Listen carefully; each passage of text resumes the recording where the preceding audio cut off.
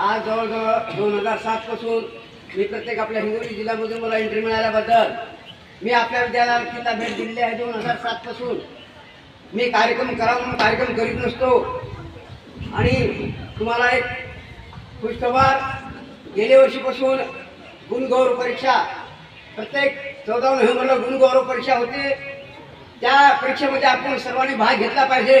मी हिंगोली जिल्हा समन्वयक म्हणून माझी नियुक्ती झालेली आहे. आणि म्हणून तुम्हाला माझी नम्रतेची विनंती आहे, सावित्रीबाईंनी जर शिक्षण घेतलं नसतं तर स्त्रीला पद मिळालं नसतं.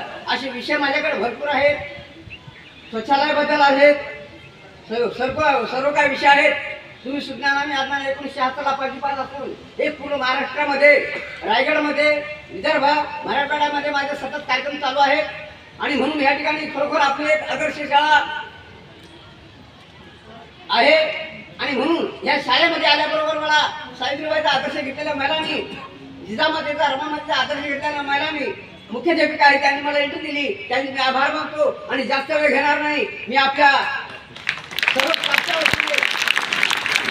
मी माझ्या कार्यक्रमाला प्रारंभ करतो. कार्यक्रम करून जमणार नाही तर आपल्याला विचार हवे आहेत. नेमकं तेच विचार देणारे एलजी खंगारे आपल्याला एलजी लिमिटेड म्हणून माझी उपमा आहे लाभलेले आहेत.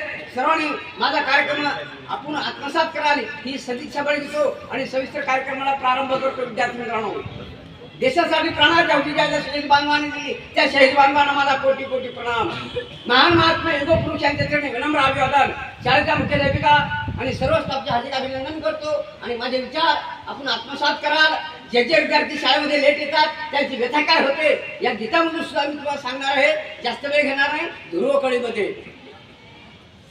प्रणाम करतो मायभूमीला करगडणी नमन, मी करतो मायभूमीला वंदन, तुम्ही करावे मायभूमीला वंदन, तुम्ही करावे मायभूमीला वंदन. बरोबर आहे. त्या ठिकाणी मायभूमीला प्रणाम केलं पाहिजे. आज आपण प्रत्येक आपल्या आपल्या परिश्रमाला प्रणाम करतो. आपण मायभूमीला प्रणाम केला पाहिजे. आम्हाला सांगितलं झाडे लावा, झाडे लगवा. आम्ही झाडे लावली, कमी तोडली, जास्त खाल्लं मस्त. आम्हाला या ठिकाणी काय खायचं, काय लिहायचं, काय गायचं भाग नसतं. विद्यार्थी म्हणून विद्यार्थी कसा असला पाहिजे. आज जे जे विद्यार्थी शाळेमध्ये लेट आलेले आहेत विद्यार्थिनी, त्या विद्यार्थिनीला माझी नम्रतेची विनंती आहे, आपण वेळेचं महत्त्व जाणलं पाहिजे. वेळ कुणासाठी थांबत नाही. मी आज समाज टीव्ही चॅनल आहे माझ्याकडे. विद्यार्थी मित्रांनो, नुसता कार्यक्रम करून जमणार नाही. तर तुम्हाला नम्रतेची विनंती आहे, उद्यापासून कुणी शाळेमध्ये लेट येऊ नका. माझं नंबर 2चं गीत आहे, जो हलगर्जी करतो रोज शाळेत जाया, असाच विद्यार्थी मुलांना जातो हे वाया. आई वडिलाचा अति प्यारा प्यारा पण वागण्यातला बाळा लय लय न्यारा, गुरुजनांना फसवितो आणि बहाणे करतो. सर मॅडम माझं पोट दुखल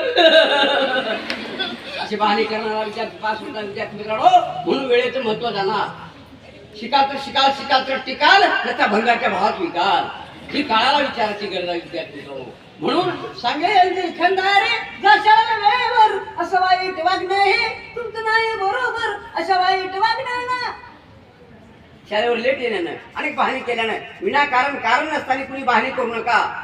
अनेक विद्यार्थी म्हणतात मॅडम माझ्या पायाला मार लागला म्हणून असे बहाणे करू नका विद्यार्थी मित्रांनो. ही काळाला विचारायची गरज आहे. आणि म्हणून सावित्रीबाईंनी जर आपल्याला स्त्रीला शिक्षण दिलं नसतं तर सावित्रीबाईचा आदर्श ज्या ज्या महिलांनी घेतला त्या महिला उच्च पदाला गेल्या, इंजिनियर झाल्या, डॉक्टर झाल्या, वकील झाल्या, कलेक्टर झालेल्या आहेत. विद्यार्थी मित्रांनो, बोललं पाहिजे, बोलायचं शिकलं पाहिजे. आणि म्हणून त्या ठिकाणी आजचा जो परिपाठ घेतलेला आहे, खरोखर अशा विद्यार्थिनीचं मी हार्दिक अभिनंदन करतो. आणि त्यांच्या जे शिक्षिका आहेत त्यांनी सुद्धा अति चांगल्या प्रकारे त्यांना मार्गदर्शन केलेलं आहे. आणि मी सुद्धा आपल्याला आज गुणगौरव परीक्षा घर घर अभियान सुरू झालेलं आहे. या वतीने मी हिंगोली जिल्हा समन्वयक म्हणून आपल्याला माहिती देत आहे. तर सर्वांना विनंती आहे की आपण या ठिकाणी मला सांगितलेलं आहे, जास्त वेळ घेऊ नका. मी जास्त वेळ घेणार नाही. 2 संदेश 2-2 मिनिटांमध्ये आपल्या समोर सादर करतो. विद्यार्थी मित्रांनो, म्हणून म्हणत आहे, अहो शिक्षण दिले स्त्रीला सावित्रीबाई फुलेनी, निरक्षराला साक्षर करण्याची दिली चंदनवाणी. होती साधी बोळी जरी नास बळगिली उरी, तिला मुलबाळ नसले तरी एक मुलगा दत्तक घेऊन मना समाधान मानी निरक्षराला साक्षर करण्या शिकली चंदनवाणी यांची खंदारे सांगी सर्वाला महिला याला अशा जन्माला धैर्यवान बनवा मनाला दोष देऊ नका कुणाला धैर्यवान बनवा आपण शीलवान बनलं पाहिजे गुणवान बनलं पाहिजे विद्यार्थी मित्रांनो ही काळाला विचाराची गरज आहे म्हणून माझा कार्यक्रम आहे काळाला विचाराची गरज आज पूर्ण महाराष्ट्रामधून रायगड जिल्ह्यामध्ये पूर्ण मुंबईमध्ये माझे कार्यक्रम सतत चालू आहेत आणि हिंगोली जिल्ह्यामध्ये मला प्रोफेशन मिळाल्याबद्दल पूर्ण हिंगोली जिल्ह्यामध्ये मी केंद्र उघडीत आहे की 14 नोव्हेंबरला आपल्याला परीक्षेमध्ये भाग घ्यायचा आहे परीक्षेची फक्त 50 रुपये फी आहे परीक्षा आणि त्याच्यामध्ये तुम्हाला एक हे प्रमाणपत्र मिळतो विद्यार्थी मित्रांनो हे प्रमाणपत्र मिळतो प्रत्येक विद्यार्थ्यांना त्यांना पारितोषिक सुद्धा मिळतो 14 नोव्हेंबरला आपल्याच शाळेमध्ये ही परीक्षा सुरू असते एवढं बोलून मी जास्त वेळ घेणार नाही 2 मिनिटांमध्ये आपला भारतीय नारा कसा आहे माझं स्वलिखित गीत आहे दाही दिशातून साऱ्या जगातून गरजे की तू नारा हा भारत देश हमारा हा भारत देश हमारा हा भारत देश हमारा देशासाठी जे शहीद झाले तेव्हा स्वातंत्र्य आम्हाला मिळाले स्वातंत्र्य फुकट मिळालेलं नाही देशासाठी अनेक शहीद झालेले आहेत महापुरुषांनी बलिदान दिलं विद्यार्थी मित्रांनो म्हणून माणसाने काहीतरी कार्य चांगले केलं पाहिजे हा एकच आमचा नारा हा भारत देश हमारा शिस्त बंधुता जेथे आहे तिथे एकता टिकून आहे हिंदू मुस्लिम सिख ईसाई सारे भाई भाई आहे नीतिमत्ताही जपून ठेवा द्या एकमेकाला थारा हा एकच आमचा नारा हा भारत देश हमारा हा भारत देश हमारा देशरक्षक बनावे सारे देशभक्षक बनू नका रे आज सांगतो एलजी खंदारे एलजी लिमिटेड पा LG TV LG furniture LG mobile असेल एलजी घड्याळ असेल आपल्याला स्वाभिमान एक शाली गीतकार गायक एलजी लिमिटेड लावलेले आहेत आणि हिंगोली जिल्हा परिषदेच्या वतीनं मला एक उपमा दिली आहे एलजी लिमिटेड